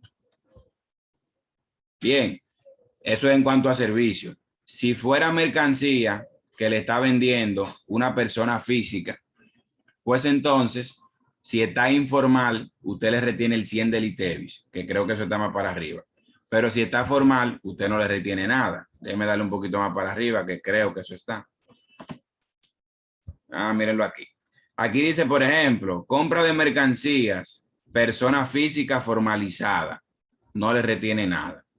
Ahora, si esa persona física está informal, usted le va a retener el 100% del ITEVIS, pero no le retiene impuestos sobre la renta. En resumen, una persona física formalizada me da un servicio, tengo que retenerle el 100 del ITEVIS y el 10 de la renta. La misma persona física, si tuviera informal, le retengo el 100 del ITEVIS y el 10 de la renta en servicios. Pero si es una compra de un producto, de un bien, de una mercancía, algo tangible, no servicio, si está formalizada, no le retengo nada. Y si está informal, sí le retengo, pero solamente el 100% del ITEVIS. Y hay otra excepción. Si esa persona física, por ejemplo, está formalizada y está acogida al RST, entonces ahí sí tengo que retenerle, aunque sea una compra de una mercancía o de un producto, lo que sea, sí tengo que retenerle el 100% del ITEVIS. Bien, ¿entendió, estimada Perla? Cualquier cosa me escribe nuevamente aquí o si no puede tomar la palabra para asegurarme que haya entendido.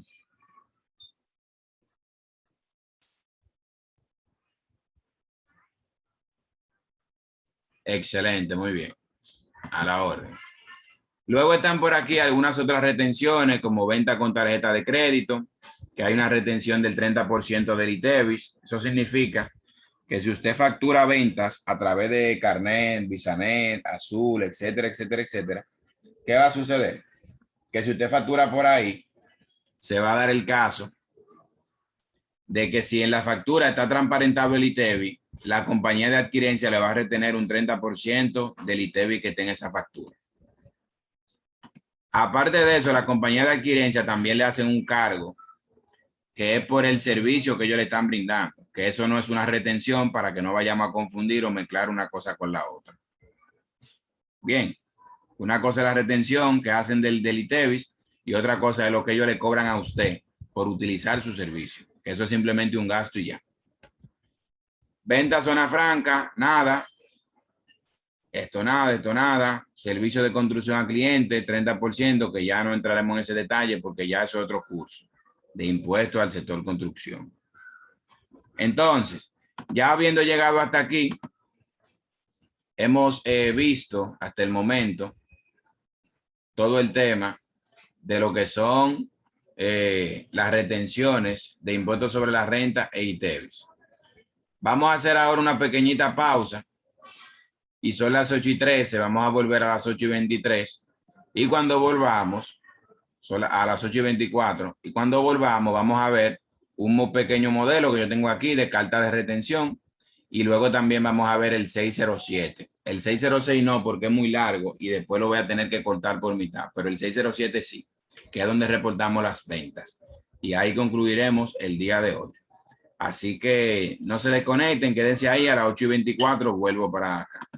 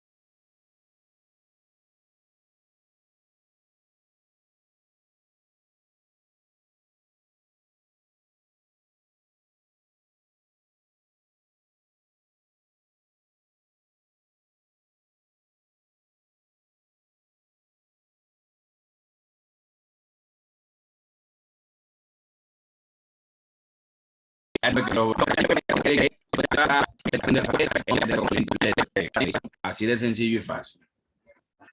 Vamos a entrar al machete. Lo que va a hacer es crear las facturas de venta. A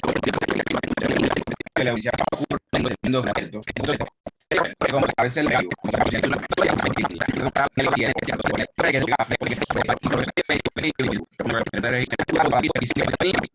de 1 a 3. Cada uno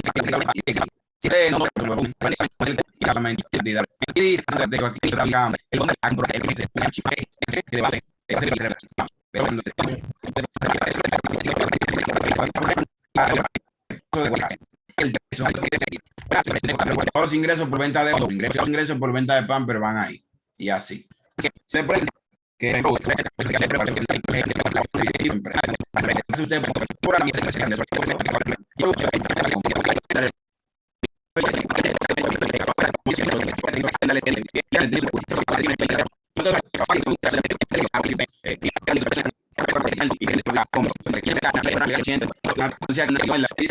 que cheque, transferencia de depósito, tarjeta, venta crédito, etcétera, etcétera. ¿Qué usted va a hacer aquí? Que simplemente usted va a elegir, si la venta, por ejemplo, fue en efectivo, usted va a colocar en efectivo el monto que abarcó esa venta. Y ojo, el monto tiene que ser con los impuestos incluidos. Ejemplo, como esta fue una venta que yo hice de 1,000 pesos más 180 de ITEVIS, si fue en efectivo, yo tengo que colocar los 1,000 pesos que va antes de impuestos más los 180 del ITEVIS, o sea, los 1,180 completos de la venta total. Bien. También se da el caso de que hay operaciones mixtas. Puede ser que de esos 1,180, a usted por un lado le pagaron 500 en efectivo y le pagaron 680 por cheque, transferencia o depósito. Por ejemplo, puede darse el caso también. Y es lo mismo y no hay ningún problema. Otro punto importante, todos sabemos lo que es efectivo, lo que es cheque, transferencia o depósito, lo que es tarjeta de débito o crédito, lo que es una venta a crédito, por ejemplo, que también pudiera ser el caso, pero vamos a hablar de lo que son los bonos o certificados de regalo. Bonos o certificados de regalo, simplemente eso es cuando, por ejemplo, una empresa tiene una promoción donde están regalando unos stickers, unos tickets o algo que tienen un valor. Por ejemplo, están regalando un bono o un certificado que es un papel que tiene un valor de 500 pesos y está firmado y sellado, un ejemplo. Usted con eso puede comprar como si eso fuera dinero. Y si usted hace una venta y le pagan con eso, pues entonces la forma de venta tiene que llenar esa casilla de ahí. Permuta es cuando usted, en vez de recibir un pago con dinero, usted lo que hace es que recibe un pago de un bien por otro bien. Ejemplo, eso pasa mucho en los dealers que venden vehículos. En los dealers a veces pasa que, por ejemplo, usted va a vender una jipeta que cuesta 1 millón, que usted la va a vender en 1 millón, perdón, y la persona que se la va a comprar le dice, mira, yo te voy a dar 700,000 en efectivo y aparte de eso te voy a dar 300,000 más, pero los 300,000 que te voy a dar es un vehículo que yo tengo para que tú me lo recibas en un valor de 300,000. Entonces el dealer acepta un vehículo que ese cliente le va a dar valorizado en 300,000 pesos como un pago y también acepta los otros 700,000 en efectivo, dinero líquido, como también parte del pago y ahí está el millón completo. Entonces la parte de los 300,000 en este caso sería la permuta, que es una forma que usted no paga con dinero, sino que usted paga con otro bien. Por otro lado, otra forma de venta es para cualquier forma de venta que no esté incluida en las anteriores. Cabe resaltar que cuando usted reporte una nota de crédito aquí, está establecido, tengo entendido por la DGI, de que no tiene que llenar la forma de venta. Cuando usted reporte una nota de crédito, la forma de venta, todos estos números que están aquí, no lo tiene que llenar. Bien, vamos a ver que tenemos preguntas.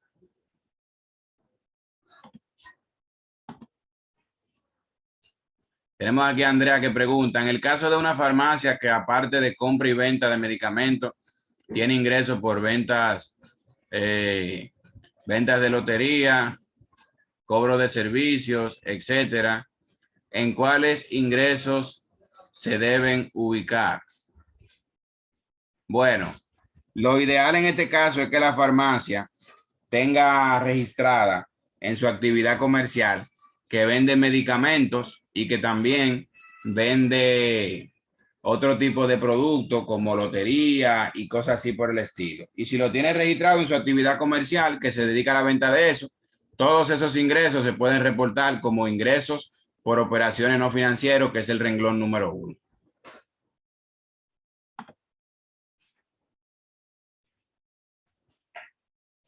Excelente, excelente explicación. A la orden, estimado. Entonces, estimada Andrea, perfecto, muy bien, veo que entendió.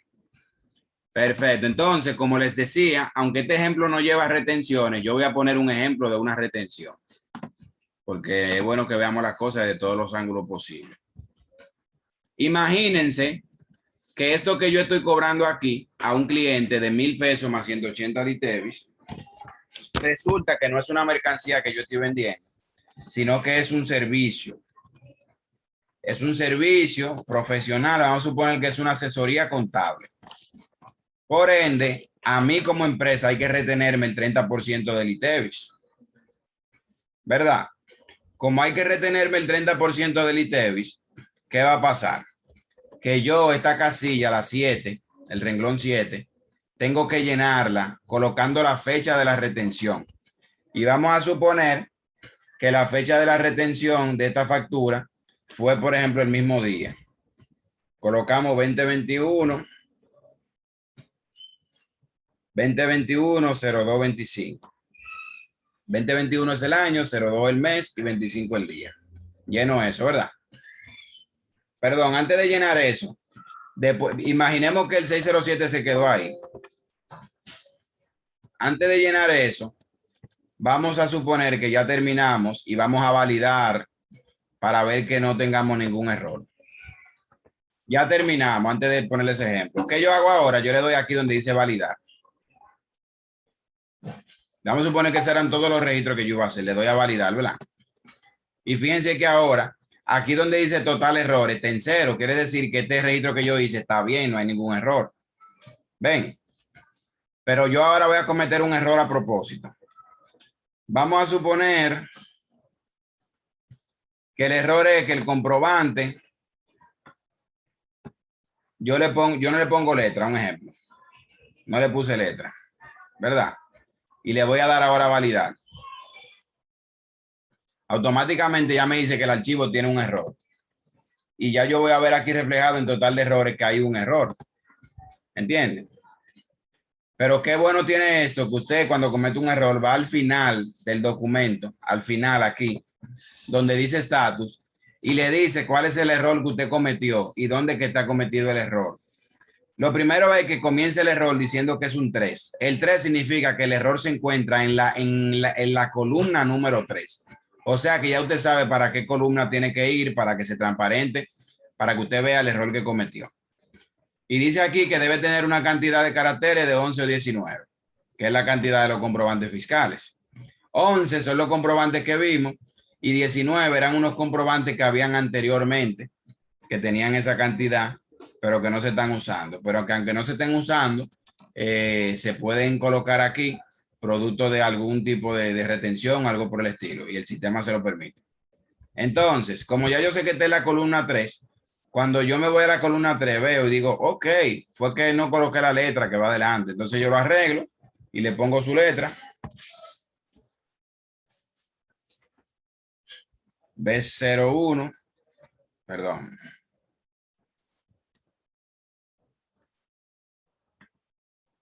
Le pongo su letra B01. Yo siempre la pongo mayúscula, pero eso no hace diferencia que sea mayúscula o minúscula. Yo la pongo mayúscula para que se vea mejor. Y luego le doy a validar y van a ver que ahora los errores son 0. Ven.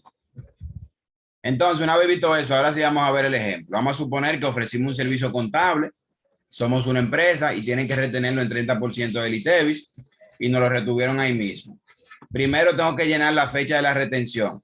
Si no hay retención, eso yo no lo lleno porque me da error. Yo solamente lo lleno si hay retención, lógicamente.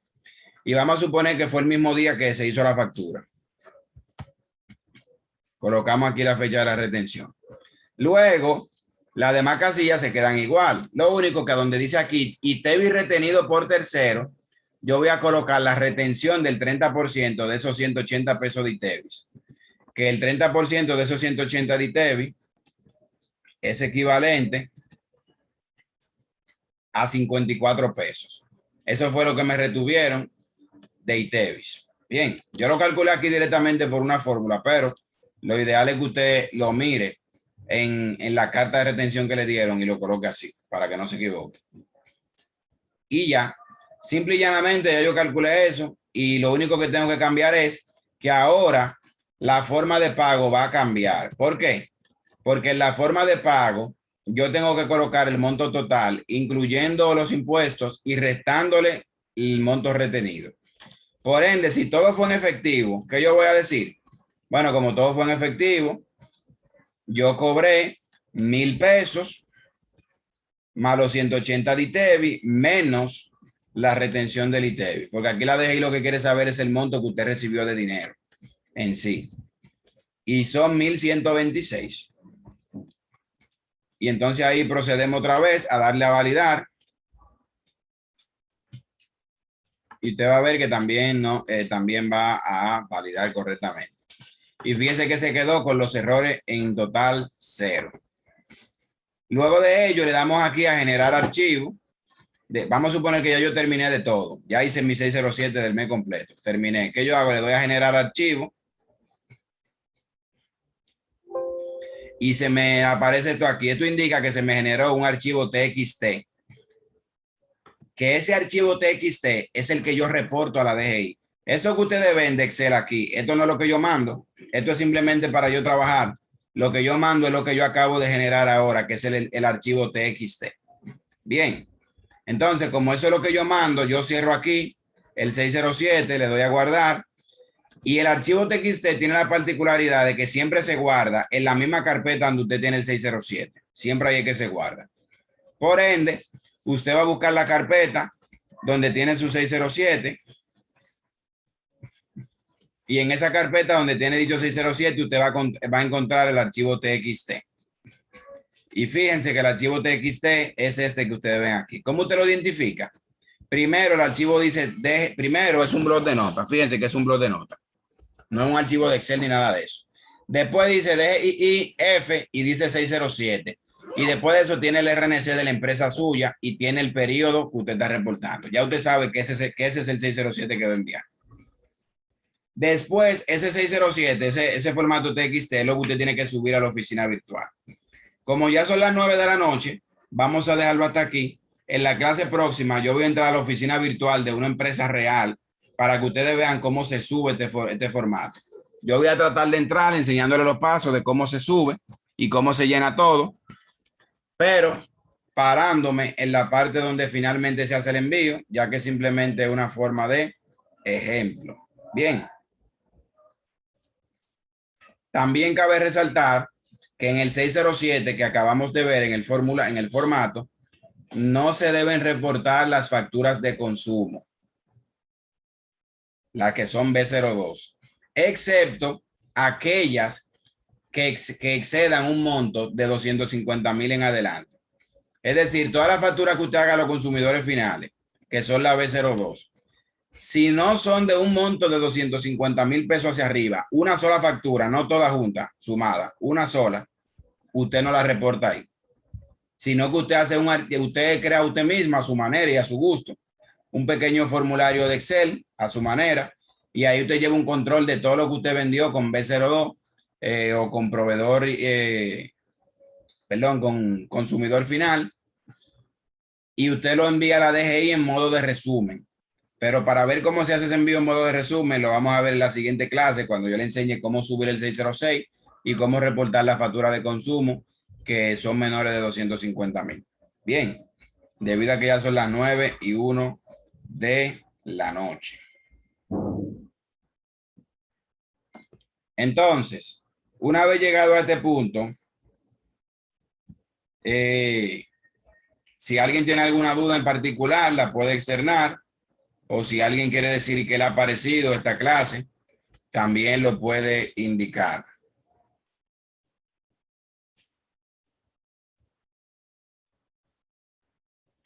Si alguien tiene alguna duda, puede aprovechar el momento o si quiere expresar alguna inquietud respecto a qué le pareció la clase, etcétera, también lo puede indicar.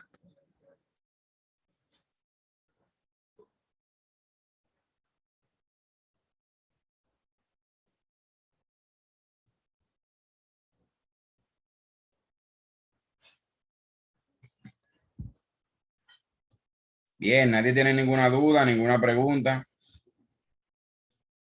Bueno, como nadie tiene entonces, bueno, veo un mensaje por aquí. Excelente, dice Rudy, muy bien. Bueno, como es de costumbre, vamos entonces, excelente, Rudy, qué bueno. Vamos entonces a dejarle un versículo de la palabra del Señor, que en este caso se encuentra en el libro de Mateo, en el capítulo 18, versículo 21 al 35. Prácticamente aquí dice en el nombre del Padre, del Hijo y del Espíritu Santo. Amén. Se acercó Pedro y dijo a Jesús: Señor, ¿cuántas veces tendré que perdonar a mi hermano las ofensas que me haga? ¿Hasta 7 veces? Jesús le respondió: no te digo hasta 7 veces, sino hasta 70 veces 7. Después de eso, el Señor le da como una especie de parábola a Pedro para poder reflejar lo que él estaba enseñando ahí. En pocas palabras, ¿qué dice el Señor? Que en cuanto al tema de qué tantas veces nosotros tengamos que perdonar a nuestro prójimo, cuando el Señor dice que no es 7 veces, sino 70 veces 7, hasta 70 veces 7, no es de manera literal hasta 70 veces 7, según lo que se entiende, sino que es una forma de decir figurativamente que es siempre y en todo momento que tiene que perdonar a tu prójimo. No importa el daño que una persona te haya hecho, no importa el mal que te haya causado, no importa los problemas que te haya hecho, no importa nada de lo que malo que hayan cometido contra ti. Tú siempre tienes que tener un corazón dispuesto a perdonar todas las veces que te fallen. Ahora, una cosa es perdonar y otra cosa es tú dejarte utilizar por los demás.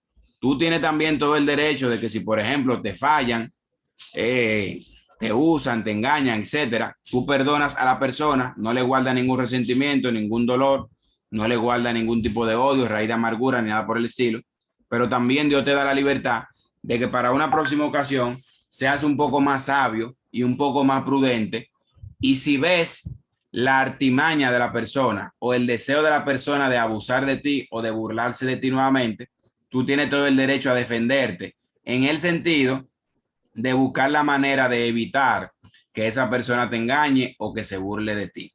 Bien, pero mientras esa persona necesite algo, aún te haya fallado, debes perdonarle y debes ayudarle. Ahora, si la persona te dice que necesita algo, pero es para engañarte y es mentira, pues tú tienes todo el derecho de ser lo suficientemente prudente y sabio de no dejarte engañar. Pero no debemos nunca negarle la ayuda al prójimo, ni siquiera si el prójimo nos ha fallado y nos ha hecho mal. Bien, así que guarden esta cita en su corazón, Mateo capítulo 18, versículo 21 en adelante. Sin nada más que agregar, que Dios le bendiga grandemente, que Dios les cuide, le proteja, le guarde a ustedes y a todos sus familiares y seres queridos cercanos. Y nos vemos en una próxima ocasión. Que tengan feliz resto de la noche y del fin de semana.